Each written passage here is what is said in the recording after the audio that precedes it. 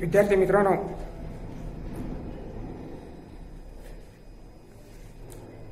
स्वामी रामानंद तीर्थ मराठवाडा विद्यापीठ नांदेड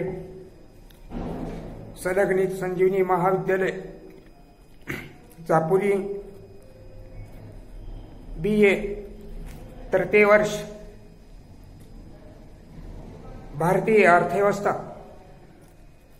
भारतीय अर्थव्यवस्थेत प्रकरण दुसरे आर्थिक नियोजन आणि पायाभूत सुविधा। आता आर्थिक नियोजन म्हणजे काय?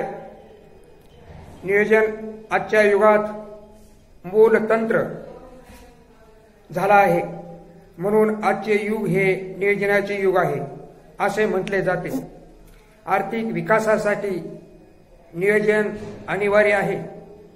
कोणत्याही कार्यासाठी, कोणत्याही व्यवसायासाठी, कोणत्याही उद्योगासाठी आणि आपल्या विकासासाठी नियोजन हे अत्यंत महत्त्वाचे आहे। जगामध्ये सर्वप्रथम रशिया या देशाने नियोजनाला सुरुवात केली।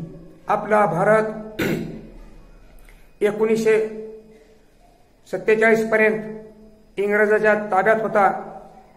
15 ऑगस्ट 1947 ला आपल्या भारताला स्वातंत्र्य मिळालं आणि 1950 ला आपल्या भारताची राज्यघटना सुरुवात झाली।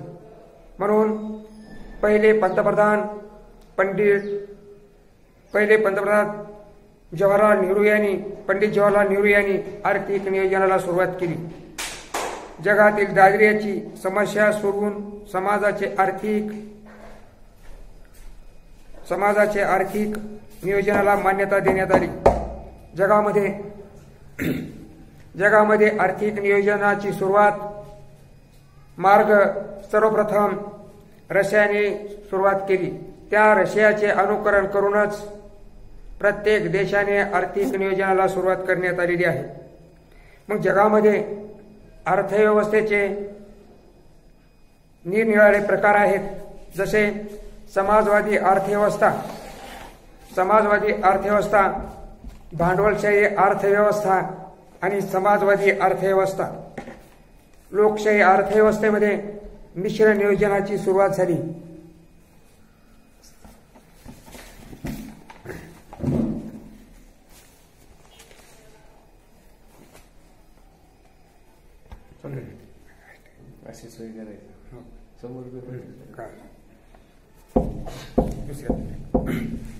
लोकशाहीवादी मिश्र अर्थव्यवस्था निरनिराळ्या अर्थव्यवस्थेची सुरुवात करण्यात आली, म्हणून आजच्या नियोजनाचे स्वरूप भिन्न दिसून येत आहे।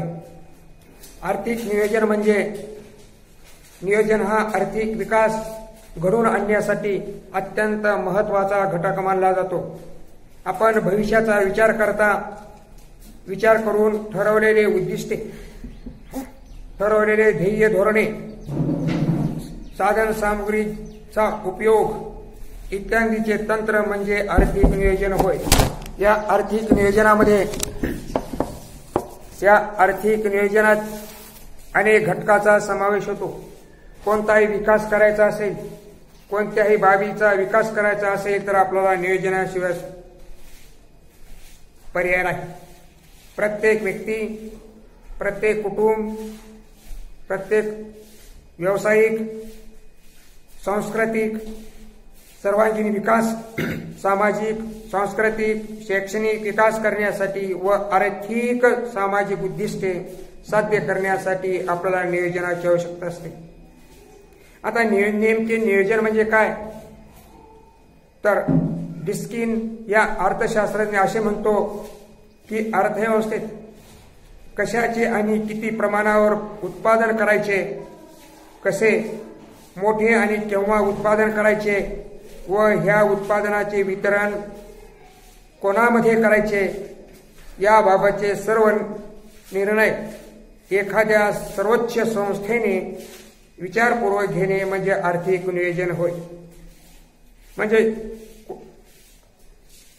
नंबर 2, देशातील सर्वोच्च केंद्रीय सत्तेने आर्थिक अग्रक्रमाची जाणीवपूर्वक केलेली निवड म्हणजे आर्थिक नियोजन होय. सर्वसाधारण असे म्हणता येते की आर्थिक नियोजन म्हणजे विशिष्ट अभिवचनाने उद्देशाने कार्य आणि निवड करणे म्हणजे आर्थिक नियोजन होय. आणि सर्वात महत्त्वाची व्याख्या भारतीय नियोजन मंडळाने केलेली, जे भारताचं नियोजन मंडळ आहे, ह्या नियोजन मंडळाने केलेली व्याख्या आर्थिक नियोजन म्हणजे निश्चित केलेल्या सामाजिक उद्देशाच्या संदर्भात महत्तम हितासाठी साधनाची जुळवाजुळव आणि वापर करण्याचा एक मार्ग म्हणजे आर्थिक नियोजन होय. आर्थिक नियोजनामध्ये अर्थव्यवस्थेच्या संदर्भात महत्त्वाचे निर्णय, महत्त्वाचे ध्येय धोरणे यांच्यासाठी विकास करणे म्हणजे आर्थिक नियोजन होय. म्हणून वरील व्याख्येवरून आपणास असे सांगता येते की आर्थिक नियोजनाची उद्दिष्टे, आर्थिक नियोजनाचे वैशिष्ट्ये पुढील प्रमाणे आहेत. आर्थिक नियोजन राष्ट्रव्यापी संकल्पना आहे. याचा अर्थ आर्थिक नियोजनात संपूर्ण राष्ट्राचा विचार केला जातो. एखाद्या घटकाचा विचार केला जात नाही, एखाद्या राज्याचा विचार केला जात नाही, तर संपूर्ण अर्थव्यवस्था विकास केला जातो. त्याला पहिलं वैशिष्ट्य सांगितलं जातं. नंबर 2, आर्थिक नियोजन पूर्ण करण्यासाठी प्रभावी यंत्रणा असली पाहिजे आणि प्रभावी यंत्रणेमध्ये कुशल, तज्ज्ञ, अनुभवी व्यक्ती असले पाहिजेत. नंबर 3 वैशिष्ट्य सांगता येतं की आर्थिक नियोजन करण्याचे काम देशातील मध्यवर्ती सरकार, देशातील केंद्र सरकार हे आर्थिक नियोजन तयार करीत असतं आणि त्याची अंमलबजावणी सुद्धा केंद्र सरकार आणि राज्य सरकार करीत असते. नंबर 4, नियोजनाला कालावधीचे बंधन असते. नियोजनाला कालावधीचे बंधन असते. आर्थिक नियोजनाची उद्दिष्टे पूर्व निर्धारित असतात आणि जे आपण उद्दिष्ट केले, जे उद्दिष्ट ठरवलेलं आहे, जे आपण ध्येय धोरणे ठरवलेले, त्या ध्येय धोरणाची योग्य अंमलबजावणी होत आहे का नाही हे ठरवण्याचं काम नियोजन मंडळाचं आहे. आर्थिक नियोजनात मुख्य 2 भाग असतात. एक नियोजन आखणे आणि दुसरा आहे नियोजनाची अंमलबजावणी करणे. नियोजन आखणे, नियोजनाची अंमलबजावणी करणे. नियोजन आखण्याचं काम त्या नियोजन मंडळाचं असतं आणि त्याच्यावर उपाययोजना म्हणून आपण त्याची अंमलबजावणी करणे. भारतात योजना आखण्याचे काम नियोजन मंडळ करते, तर त्यांची अंमलबजावणी करण्याचं काम शासन करीत असतं. नंबर 8 वैशिष्ट्य सांगितले जातं, उद्दिष्ट सांगितले जातात. नियोजनातून महत्तम सामाजिक हित जोपासले जाते आणि नियोजन आखत असताना नियोजनात महत्तम सामाजिक हित साधायचे असते. म्हणजे जास्तीत जास्त हित, समाजाचे हित म्हणजे त्या देशाचा विकास कसा करायचा, कोणत्या बाबीवर.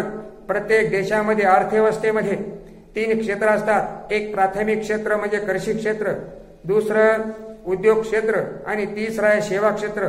या 3 क्षेत्राचा विकास म्हणजे त्या देशाचा विकास. म्हणजे कोणत्या क्षेत्राला महत्त्व द्यायचं, कोणत्या क्षेत्राचं नियोजन आपल्याला जास्तीत जास्त करायचे.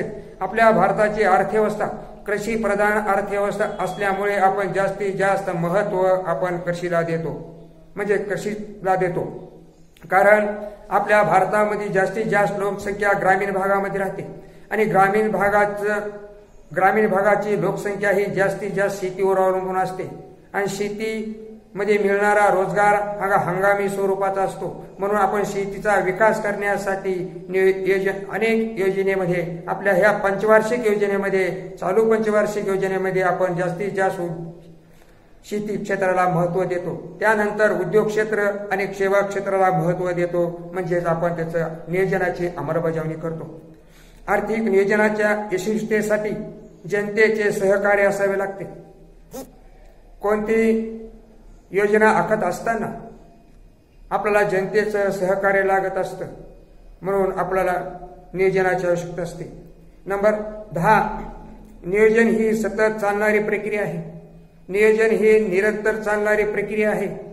नियोजन या प्रक्रियेला कुठेही खंड नसतो, तर नियोजन ही प्रक्रिया सतत चालतच असते.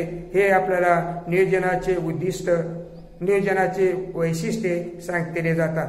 मग थोडक्यात वरील प्रमाणे आर्थिक नियोजन आणि नियोजनासंबंधी अनेक तज्ज्ञांनी केलेल्या व्याख्या सांगता येतात. यावरून असे लक्षात येते की कोणत्याही राष्ट्राला आपल्या उपलब्ध असणाऱ्या साधन सामुग्रीच्या साह्याने विकास घडवून आणावा लागतो, तर त्यांना आर्थिक नियोजनाचा मार्ग अवलंबावाच लागत असतो. मग आर्थिक नियोजन असो, सामाजिक नियोजन असो, शैक्षणिक नियोजन असो, कोणत्याही स्वरूपाचं नियोजन असो, ह्या नियोजनाची अंमलबजावणी योग्य प्रकारे होत आहे का नाही हे पाहण्याचं काम त्या देशातील मध्यवर्ती सरकारचं असतं आणि नियोजन आखण्याचं काम हे त्या देशातील नियोजन मंडळाचं असतं.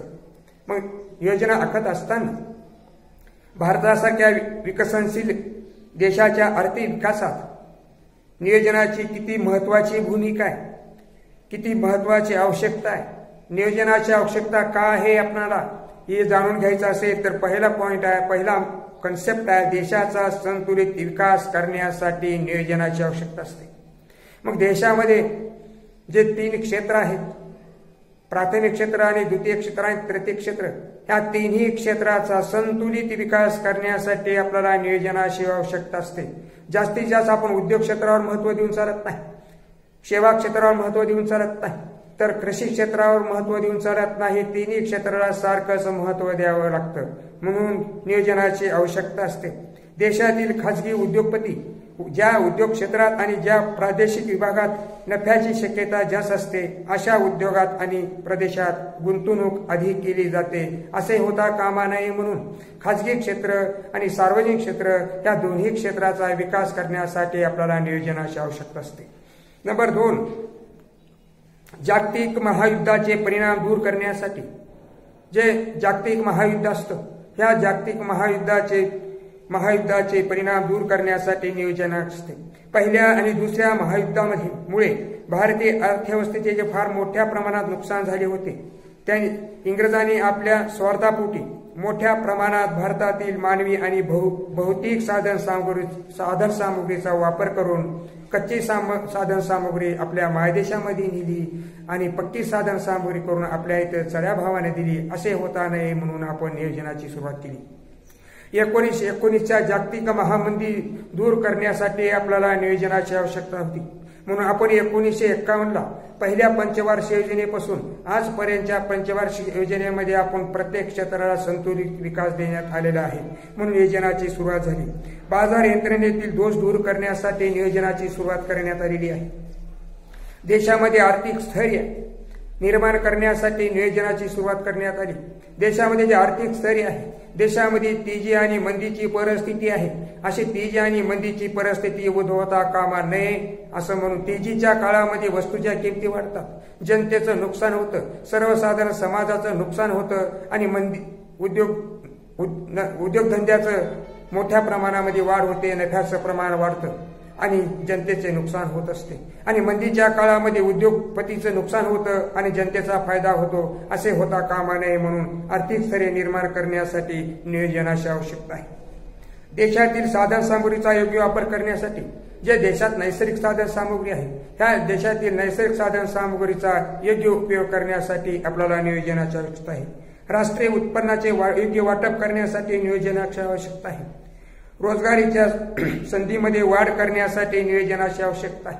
मग रोजगाराच्या संधीत वाढ झाली की उत्पन्नात वाढ होते, त्या देशाचा विकास होतो. आणि लोकसंख्येतील वाढ रोखण्यासाठी सुद्धा नियोजनाचा आपल्याला आधार घ्यावा लागतो. हे आजच्या भारतीय अर्थव्यवस्थेच्या पेपरमध्ये आपल्याला नियोजनाची सुरुवात काय, नियोजनाची आवश्यकता काय, नियोजन म्हणजे काय हे पाहिल्यानंतर उद्याच्या प्रकरणामध्ये भारतातील नियोजनाची उद्दिष्टे पाहू.